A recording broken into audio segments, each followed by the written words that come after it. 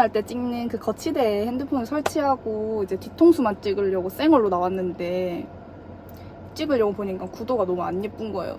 설명하는데 약간 뻘쭘해 보이기도 하고 그래가지고 어떡할까 하다가 이렇게 쌩얼이지만 얼굴로 이렇게 나왔습니다. 죄송합니다. 아무튼 각설하고 제가 왜 코나를 사게 됐는지 말씀드리려고 합니다. 첫 차는 여기저기 끌고 해야 된다고 좀 싼 차로 사는 게 어떻냐 해가지고 SM3를 한 300만원 정도 주고 구매하게 되었습니다. 근데 싼 게 비지떡이라고 웬걸 점검을 갔는데 아저씨가 이 차는 거의 반파가 됐던 차다. 사고가 나가지고 반파가 돼가지고 사람이 한 명 죽었을지도 모른다 이렇게 말씀하시는 거예요. 근데 이제 뭐 제가 처음에 받았을 때는 잘 나가니까 바퀴 4개 달려가지고 굴러만 가면 되지 이런 생각으로 이제 연습용 차라고 생각했으니까 잘 타고 다녔죠. 근데 타고 다니면 다닐수록 애가 한 군데 두 군데 이제 고장이 나기 시작하는 거예요. 한번 가다가 차가 띠띠띠띠띠띠 난리를 치더니 도로에서 쓴 거예요. 그래서 그날부로 차를 알아보게 됩니다. 아 이거 안 되겠다.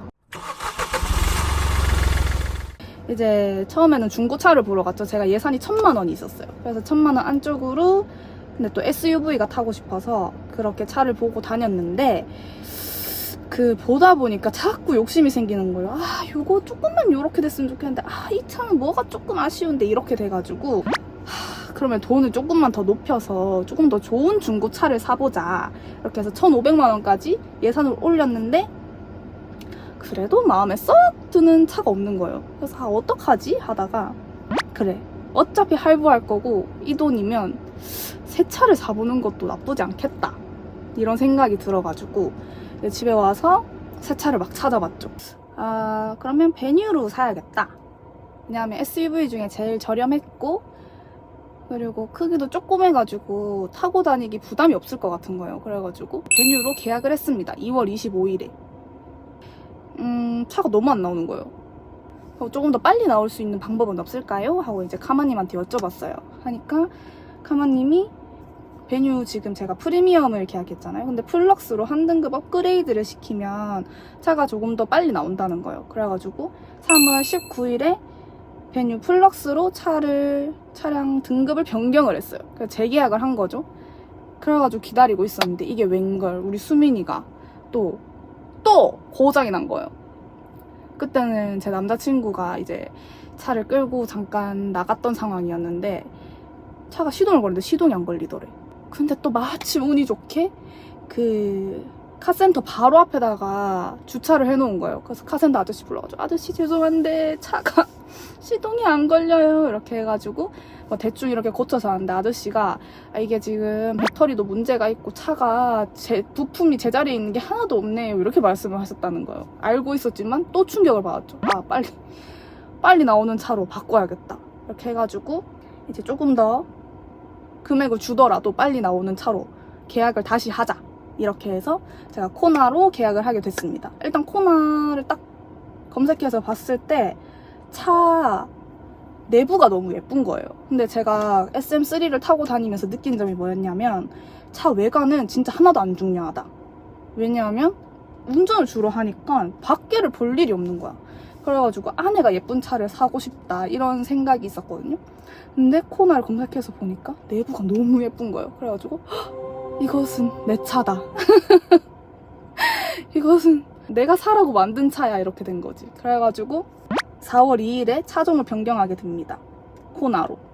베뉴는 그렇게 기다려도 안 나오더니 코나는 3주 만에 차가 갑자기 연락이 와가지고 내일 나온다는 거예요. 그래서 네? 네? 내일이요?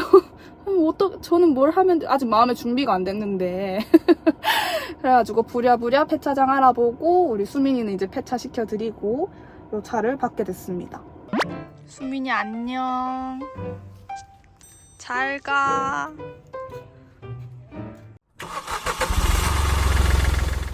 디올뉴 코나 24년식이고요. 그리고 프리미엄 등급의 내장 색상은 아틀라스 화이트, 내장은 베이지로 선택했고 옵션은 빌트인 캠이랑 썬루프 정도 요거 2개만 들어갔어요. 그래가지고 총 금액은 세금까지 다 합쳐서 총 금액이 2,916만 9천 원이 나왔는데 약 1,000만 원 정도를 선납입하고 나머지 금액은 60개월 할부로 해가지고 한 달에 40만 원 정도 내고 있습니다. 제가 이 차를 사면서 썬팅 농도도 정말 많이 고민을 했는데 밝으면 밝을수록 좋은 것 같더라고요. 뭐 이렇게 밖에서 보이는 거야 보라지 뭐 어떡할 거야? 제가 잘 보이는 게 중요하기 때문에 버텍스 700으로 했고 전면이랑 측면 1열은 35% 그리고 2열이랑 후면은 15%로 했는데 정말 만족하고 잘 쓰고 있습니다. 처음에 딱 차 받아가지고 왔을 때 가는데 창문이 열려있는 것 같은 거예요. 아저씨가 썬팅 바로 했기 때문에 창문 열지 마세요 그랬는데 창문이 열려있는 것 같은 거예요. 그래서 막 만져보면서 창문이 닫혀있는 창문이 있네 이러면서 그렇게 갔던 기억이 있습니다. 창문이 있죠? 하지만 이렇게 잘 보여요. 밤에도 잘 보이고 지하 내려가도 잘 보이고 이게 창문을 내릴 일이 없어. 비가 와도 잘 보이고 진짜 좋아요. 추천. 완전 추천. 일단 제가 적어온 거는 요만큼이 다예요. 이게 다고 이제 차 내부에 뭐 별건 없지만 보여드릴까 싶어가지고 그리고 시트 상태도 궁금하실 것 같아서 한 50일 정도 탄 베이지 시트 상태도 보여드리고 차 내부도 보여드리도록 하겠습니다. 일단은 차 내부를 보여드리자면 이렇게 생겼어요. 진짜 예쁘죠? 미쳤어. 진짜 예뻐. 여기가 지금 제 차 중에 제가 제일 마음에 드는 부분인데 차 키를 안 걸었잖아. 잠시만요. 여기 이제 이렇게 그 맥세이프 지갑이거든요. 케이스에 붙일 수 있는 요거를 여기 딱 붙이면 붙어요. 여기 자석이라 가지고 이렇게 요거 지갑 있고 우리 율무 너무 예쁘죠? 우리 율무 있고 요거는 원래 마스크 걸인데 이거 차키 걸어도 될 것 같은 거예요. 뒤에 자석이고 하니까 원래 현관문 앞에 붙여놓고 마스크 거는 용도거든요. 근데 이렇게 쓰면 좋을 것 같아서 붙였는데 차키가 꽤 무거운데도 잘 달려있고 괜찮더라고요. 떨어진 적 한 번도 없어요. 그리고 제가 참 이상하다고 느낀 게 뭐였냐면 제가 그 그 트렁크 자동으로 열리는 그거를 아무튼 옵션에 안 넣었어요. 차 안에서 트렁크를 열 수 있는 방법이 없나? 막 찾아봤는데 아무리 봐도 안 보이는 거야. 근데 없는 게 맞았어. 이 보이시죠?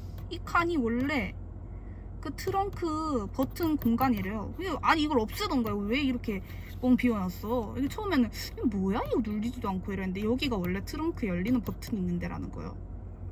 그래서 이 차는 트렁크를 안에서 열 수 있는 방법이 없다. 진짜 황당하죠. 그건 우리 수민이도 됐는데 왜 그럴까? 왜 안 될까? 열 수 있으면 참 좋을 텐데. 그래서 좀 의문스럽긴 합니다만 딱히 안에서 열 일이 잘 없어가지고 불편하진 않게 쓰고 있습니다. 그리고 제일 마음에 드는 거는 요 컵홀더인데 이게 접히는 게 너무 신기하잖아요. 제 차 처음 타는 친구들 한테 다 자랑해요. 야 이거 눌러봐 이러면서 이거 눌러봐 이러면 슉슉 애들이야 이거 뭐야? 진짜 신기하다 이렇게 하거든요.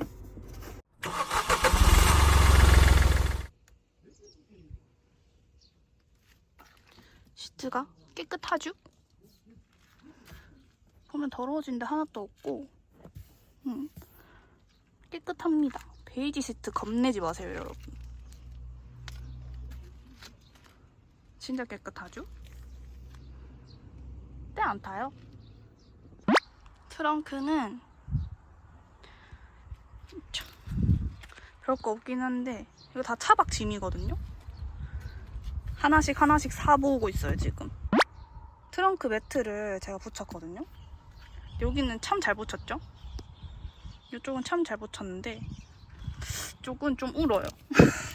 왠지 모르겠어. 그리고 여기 찡겨가지고 아마 잘못 붙인 거겠죠? 사이즈는 딱 맞는 것 같은데 제가 잘못 붙인 것 같습니다. 그치만 나만 보니까 대충 이렇게 하고 삽니다. 뭐 어떡할 거야? 따란! 끝! 근데 김예진, 니 도대체 언제 와서 이거 뗄 거야? 니 언제 와서 이거 뗄 거야? 나 진짜 환장해. 떼고 싶어 죽겠다.